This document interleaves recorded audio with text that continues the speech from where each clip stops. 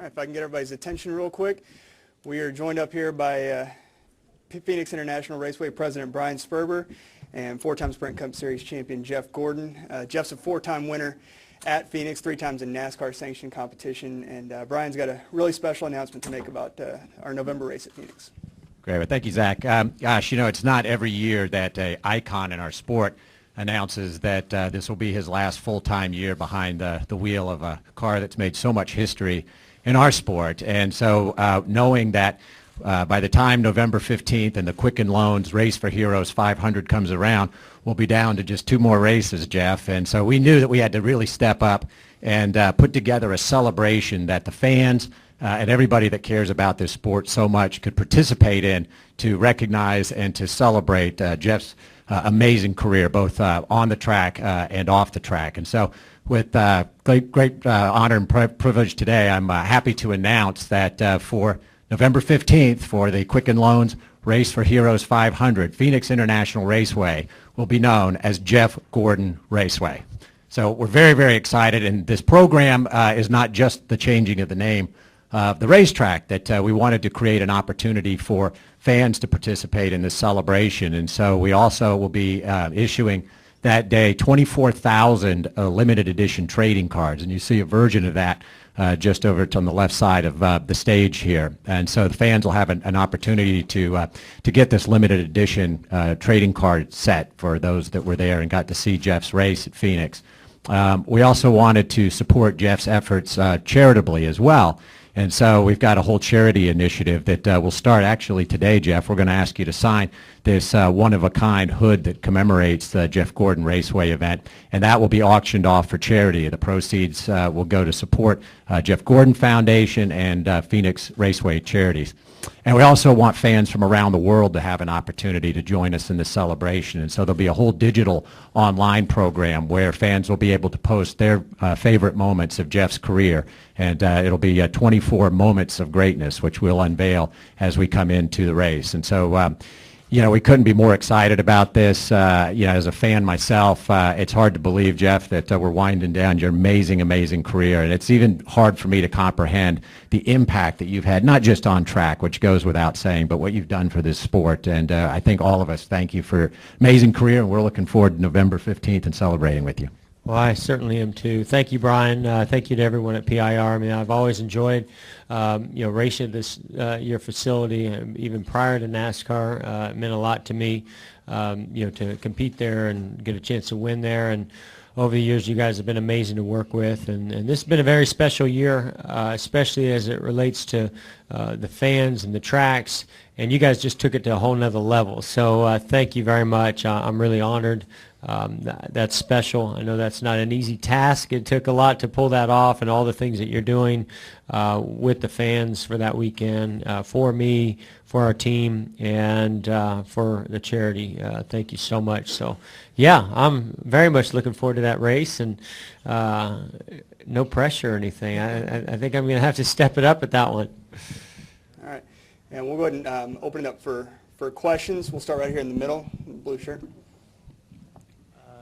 Jeff, congratulations on the new track. Joe Nugent from 13 ABC. Here you've led more than 1,000 laps, more than any other driver in this field, but still looking for that elusive win this year. Where's your confidence level coming into the race? Yeah, I mean, we're talking about Michigan right now, right? Okay. Do we want to cover all the Phoenix and yeah. PIR stuff first, and then we'll get to that? Yeah, if we can, we'll start with just questions about Phoenix, and then we'll come back to racing questions at the back. I won't forget you, though. We'll start off with you. We'll start with Tom Jensen right down here. Jeff, Tom Jensen, FoxSports.com. We've had this discussion before. First time I interviewed you was 1991. You won the Silver Crown race at Copper World Classic at Phoenix. Can you talk about racing there in the early days and what this track has meant to you? Yeah, you know, in the early days, I mean, it was this. It was like going to Talladega or Daytona for me, because we race on short tracks, and racing a midget or even I finally started getting into the Silver Crown cars. We were racing on dirt 1 mile dirt ovals, and then you know, PIR was really the first 1 mile paved track that I ever raced on. And so when I think about how intimidating it was to go that fast in that type of a car, and compete there. And we were also with the super modifieds, which were blindingly fast. So it was a big event as a up and coming open wheel driver. That was like that really set you apart if you were at that event and you were able to win that event.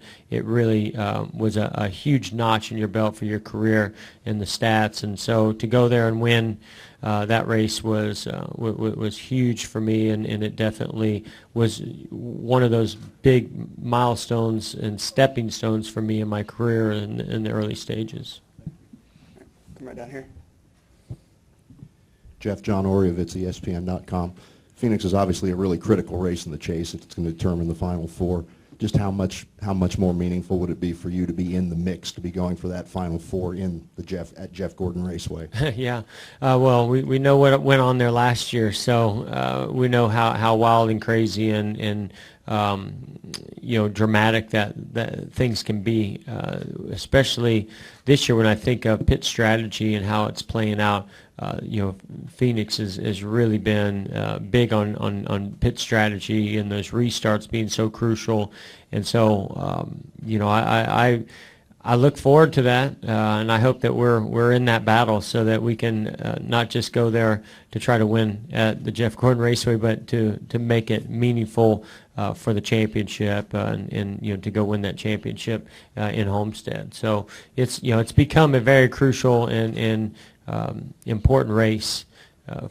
Closing down the season to get to the championship and to play a major role in the championship. And it's been a good track for us, not just in recent years, but in the past too. So, it's definitely even more so now going to be a highlight on when I look at the races, at the end of the season. Okay. We'll go Alan Cabana in the back right, and then come back down here. Alan Cavana, Fox Sports 1. Jeff, when it comes to accolades like this, how much input do you have, and will we see a retro rainbow scheme? That's definitely a question that's been going around a lot lately, and I wish I had an answer for you. It's being talked about a lot within Hendrick Motorsports and with our sponsors, but I don't think anything's been confirmed on that yet.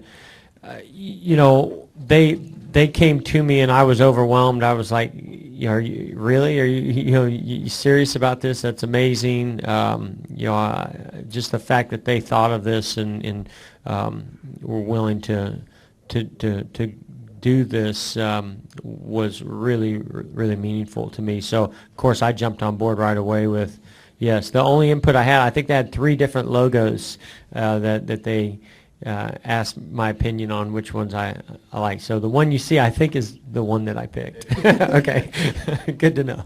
Right, so yeah, I had a lot of input.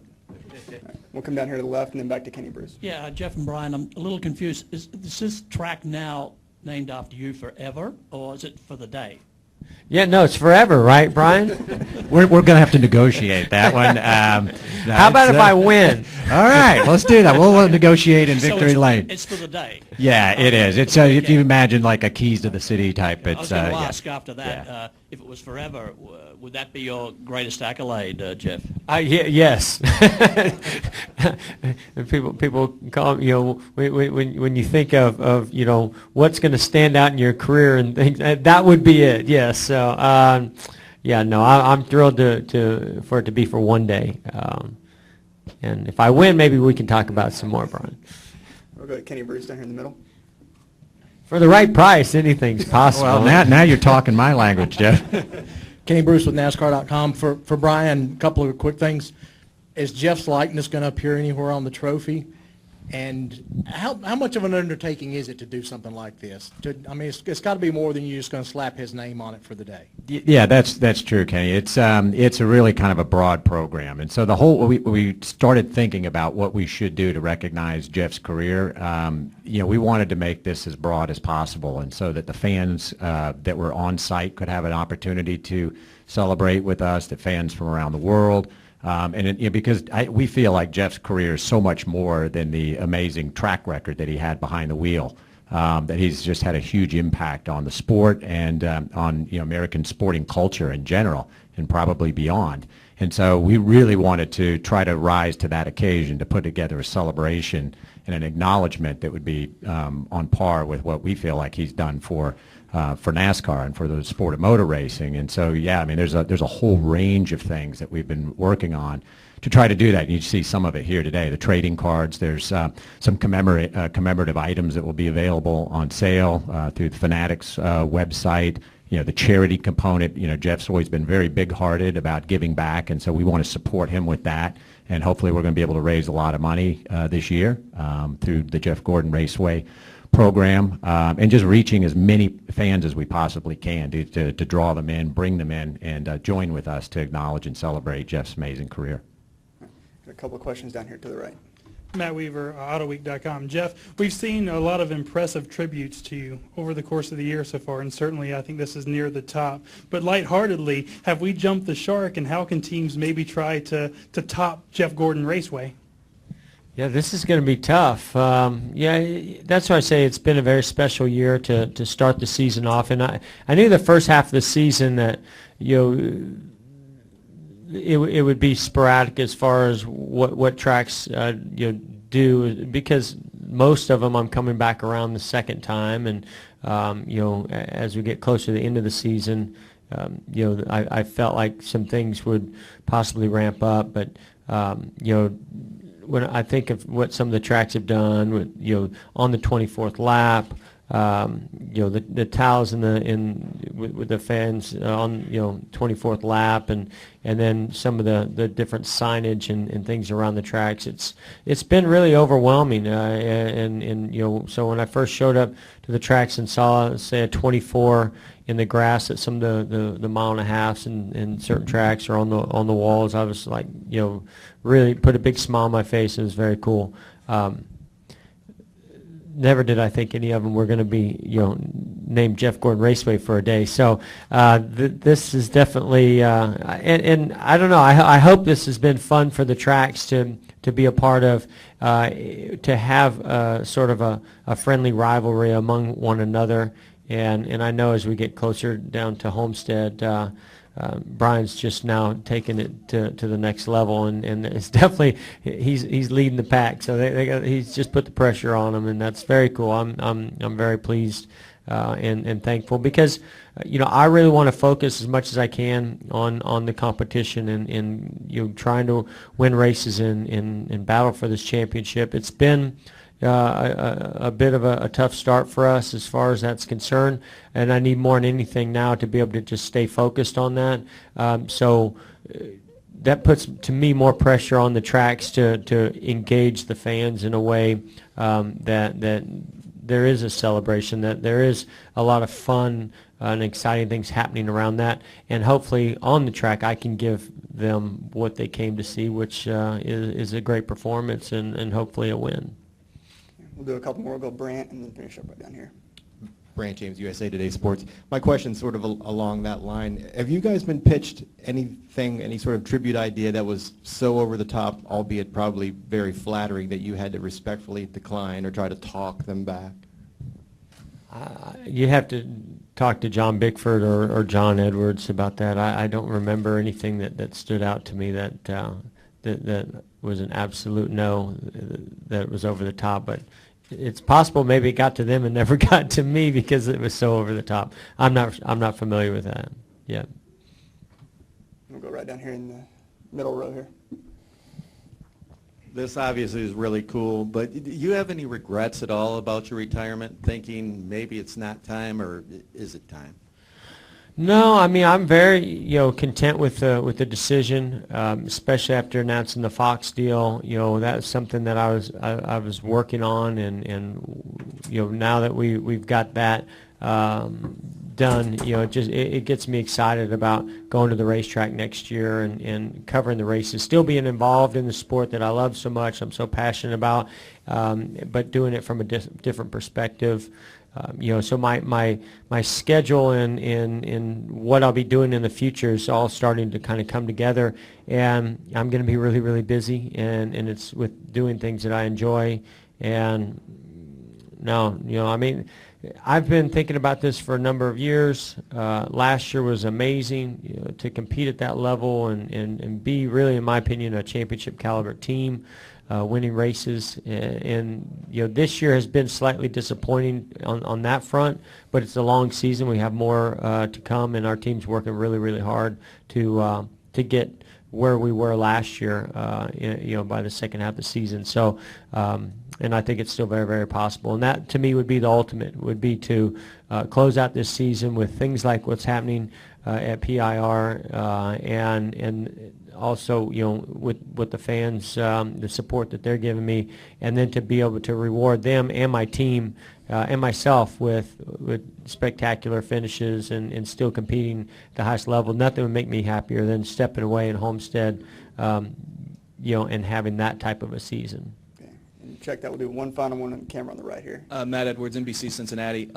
It's not quite naming a raceway after you, but over Cincinnati, Kentucky, the last week, all these billboards have gone up about you winning at Kentucky. I know it's a month away, but when you looked at the schedule at the beginning of the year, knowing it's your last time there, things like that, does it cross your mind to try to take the flag there, stuff like that? All right, so have we moved on from Phoenix? Not quite. Okay. Any other questions about Phoenix? That was good, though. I was impressed with that, man. Okay. Thank you guys both for that. I'd like to invite you both to come down off the stage. We'll do a quick photo with the hood, and Jeff would like to ask you to sign it real quick. And while they're doing that, Bryce and Cassie have, Brian mentioned the commemorative merchandise. Bryce and Cassie have some samples of that we're going to distribute to you guys as well.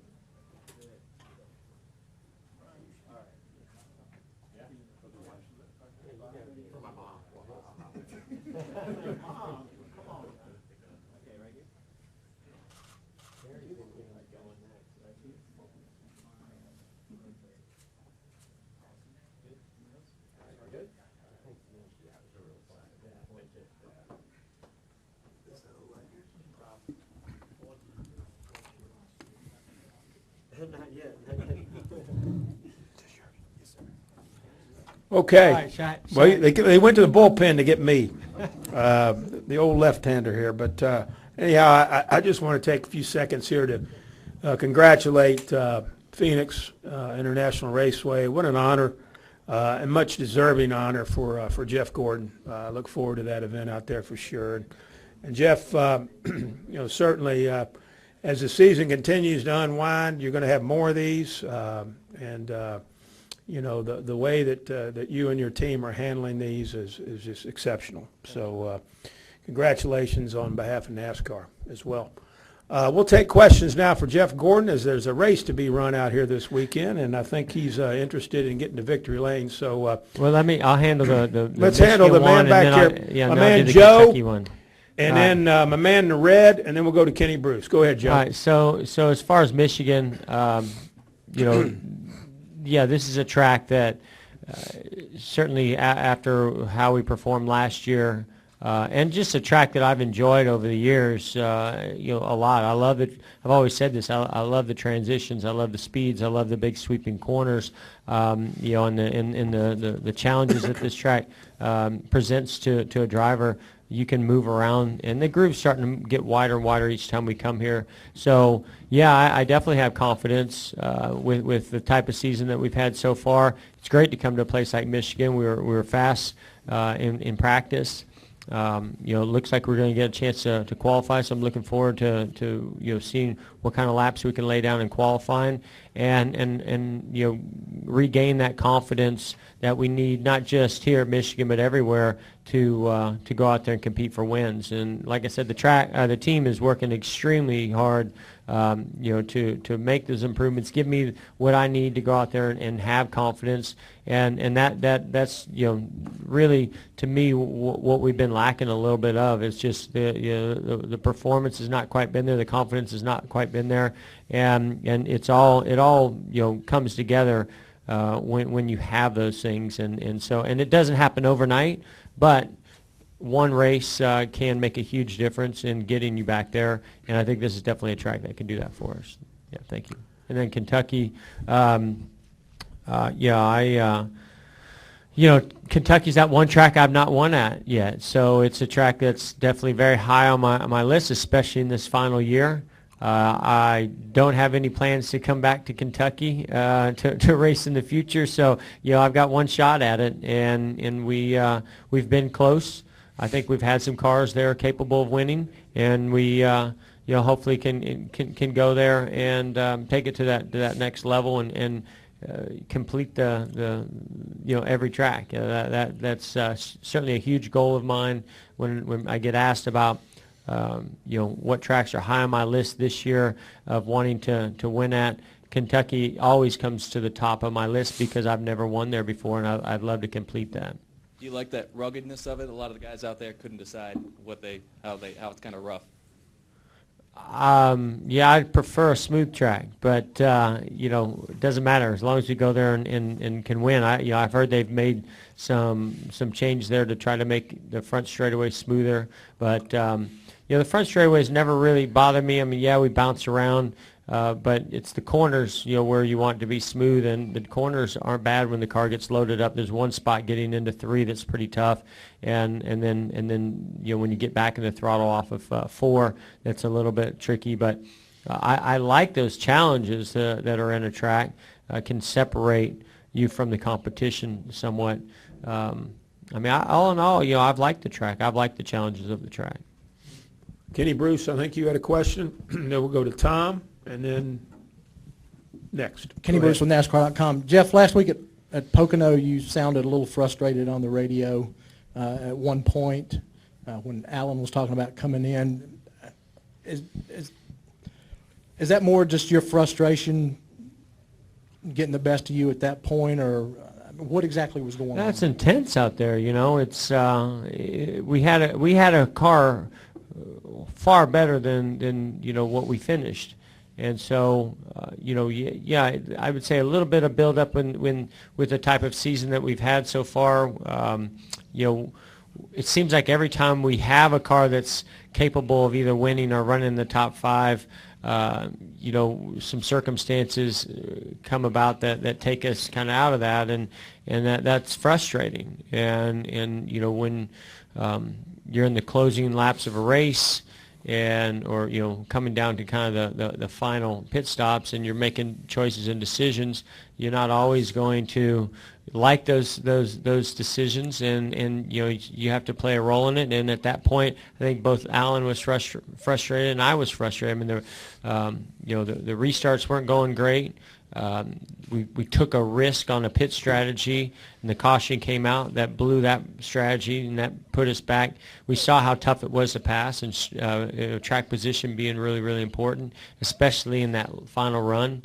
And so, he was thinking that we needed to come in, but I felt like the car was pretty good at that point. And so, I rarely ever question those calls. He's the crew chief, and he makes great calls. But, at that point, I felt like I needed to stay out, and it got a little heated. But it's all good. I mean, we're big boys. We respect the heck out of one another, and we had great conversations this week. I think if anything, I think it's actually been more positive that we kind of got that out there and had this heated moment and said some things and got them off our chest, and I think that it's actually helped us come into this weekend really focused and motivated and excited. Go to Tom, and then we'll go to this gentleman right there. Hi, Jeff. Tom Jensen, FoxSports.com. There's been discussions of a possible rules package change mid-season now for the cars. If so, would you be in favor of that, and what do you think they need? How did I find out about this 5 minutes ago, and you guys already know everything? I'm amazed. I'm blown away. I've heard the same thing, that there's potential, and from what I heard, you always want to be able to go and test it and understand it, and I'm fine with what I'm hearing about a reduction in downforce if they can bring a softer tire. That, to me, that's the whole key, and kind of where we're at today was we knew the power was being reduced. A lot of the drivers were really asking for less downforce if the power is going to be reduced. But the key component to that was being able to get Goodyear to match the tire up to that, to have a little bit more grip at the beginning of a run and maybe have some fall off. And that has been one of the biggest challenges this year, is that we're actually running harder tires. I mean, we're on a harder tire here this weekend. Those are some really tricky conditions, by the way, we had out there today. I mean, it was spitting rain, a super rock hard tire, and 100 less horsepower, and we're flying through the center of the corner. And so that's what we want to get away from. We want to have a tire that has some good grip, but it gives up each lap. And I'm hoping that this is the direction that will get us there. Jeff, final question right here. Go ahead, sir. Jeff, Greg Krupa, the Detroit News. Some talk about the Drivers Committee recently. Beyond what you just said, if you could be czar for a season, what are a couple things you would do? Well, I don't know about a committee. I know of a council. Yeah, sorry. I think there's a difference. But no, I think that to me, it's just about open lines of communication. Communication between NASCAR and the drivers, the crew chiefs and engineers, the team owners, sponsors, the media, our network partners. I mean, it's always just about communication, and I think anytime we take a step forward and